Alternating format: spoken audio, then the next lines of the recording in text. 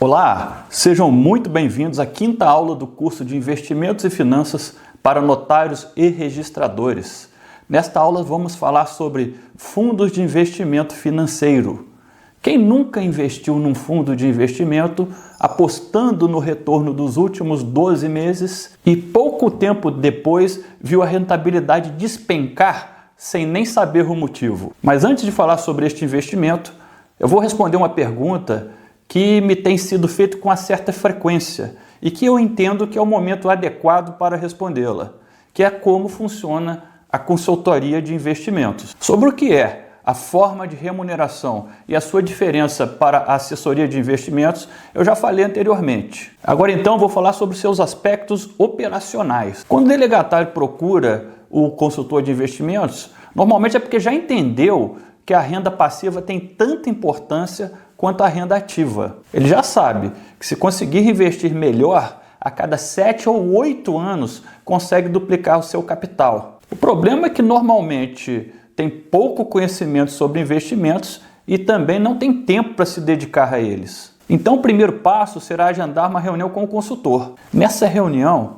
o consultor vai buscar informações sobre as metas do investidor, o seu perfil e a sua carteira atual.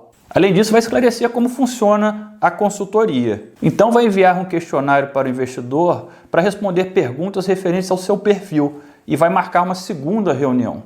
Nessa segunda reunião, o consultor vai apresentar uma análise da carteira atual do investidor e trará uma proposta de uma nova carteira mais alinhada com o seu perfil e com um retorno mais adequado em direção às suas metas. Se o investidor estiver de acordo, vai receber o contrato para assinar. Só que esse contrato pode ser rescindido a qualquer momento, sem nenhum ônus para o investidor. A partir daí, o consultor vai analisar a carteira do investidor e adequá-la às suas metas e seu perfil. Ele vai selecionar os ativos mais adequados para o investidor e enviar uma mensagem pelo aplicativo da sua corretora ou instituição financeira para que seja aprovado pelo investidor. Se ele estiver de acordo, basta colocar sua senha no aplicativo e dar sua autorização. Assim, todo o trabalho é feito pelo consultor.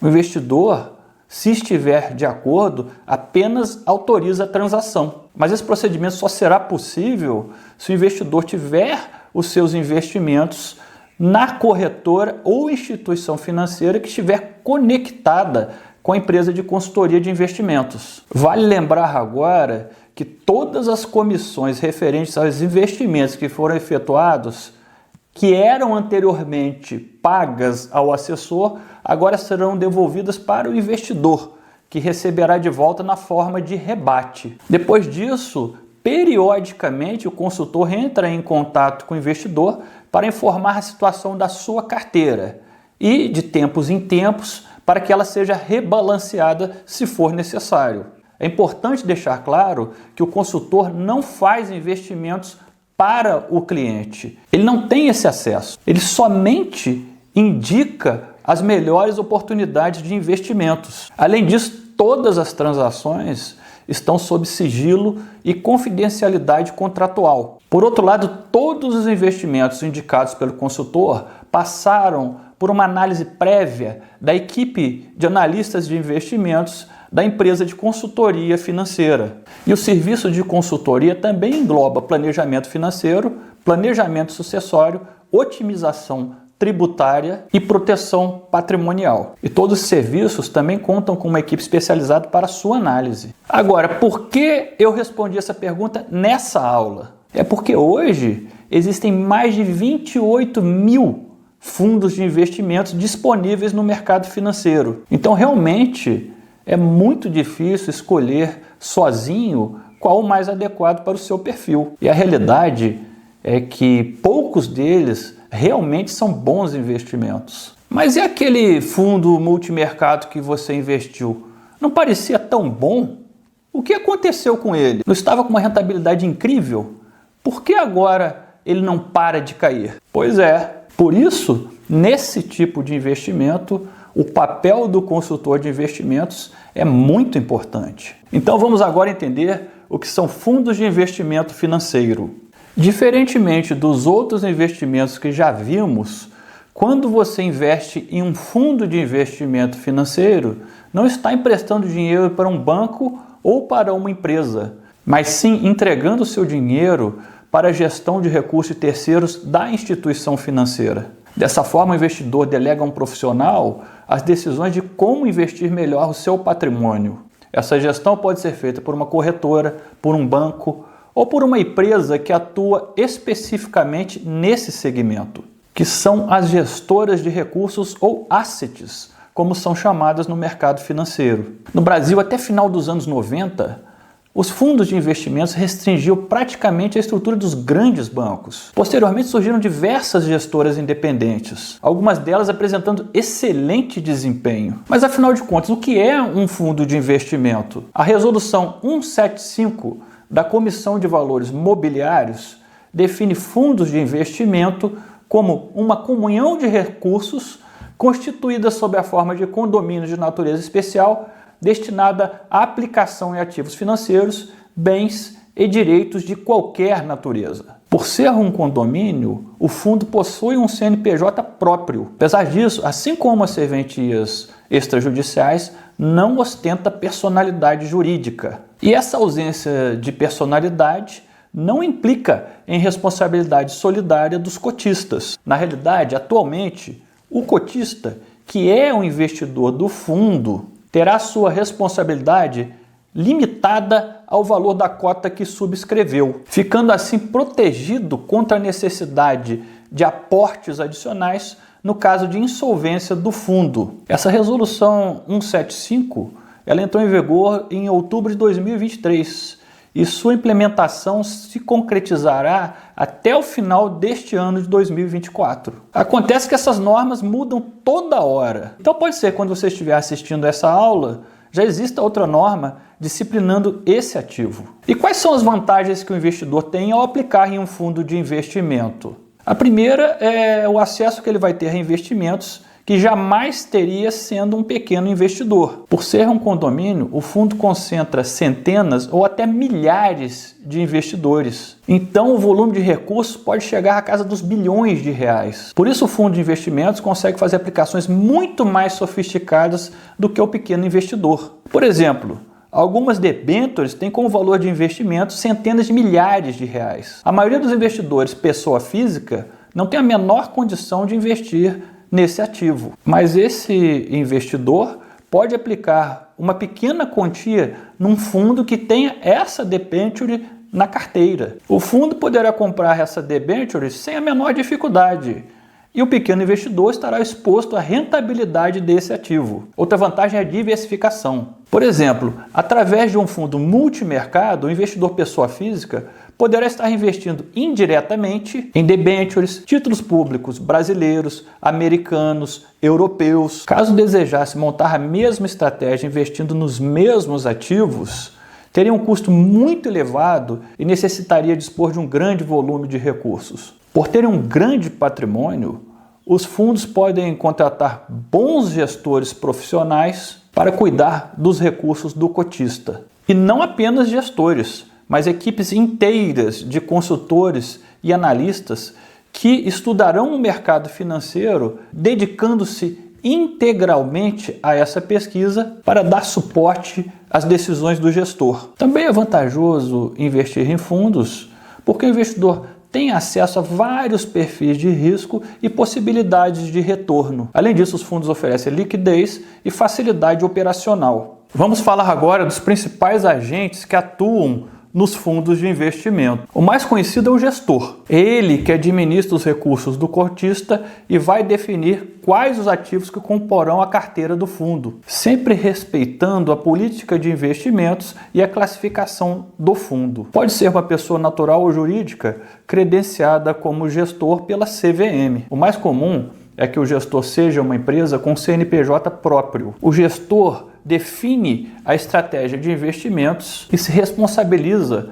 pela mensuração do risco da carteira. Outro agente é o administrador. Ele é o responsável geral pelo fundo de investimento. É ele que estrutura o fundo e aprova o regulamento. Se responsabiliza por todos os aspectos legais referentes a esse veículo de investimento. Ele também realiza várias atividades gerenciais e operacionais relacionadas com o cotista e seus investimentos. De um modo geral, o administrador é uma grande instituição financeira como um banco. A administração do fundo compreende o conjunto de serviços relacionados ao funcionamento e à manutenção dos fundos. Temos também o custodiante, que é o responsável pela liquidação física e financeira dos ativos, bem como pela sua custódia e controle. E, finalmente, o distribuidor, que é o canal de acesso pelo qual o investidor consegue fazer seus investimentos no fundo. Ele deve ser obrigatoriamente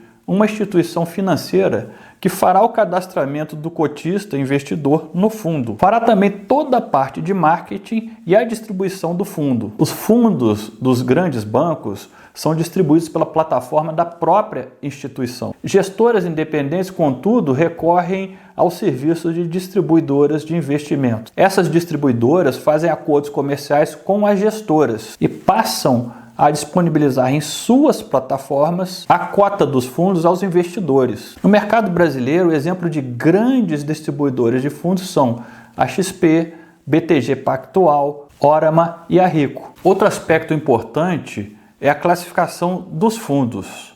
Para fins fiscais, os fundos podem ser classificados como fundos de curto prazo, em que a carteira deverá ser composta por títulos com vencimento no prazo máximo de 1 ano, fundos de longo prazo, em que a carteira de investimento será composta por ativos com vencimento em média superior a 1 ano. Tanto o fundo de curto prazo quanto o fundo de longo prazo observam a tabela regressiva do imposto de renda. E, finalmente, os fundos de renda variável, em que a alíquota do imposto de renda será de 15% do capital, independentemente do prazo em que o capital estiver investido. Tanto o fundo de renda fixa quanto o fundo de renda variável têm a tributação na fonte, ou seja, esse imposto é recolhido pelo administrador do fundo quando o investidor pede o resgate. Existe um mecanismo de antecipação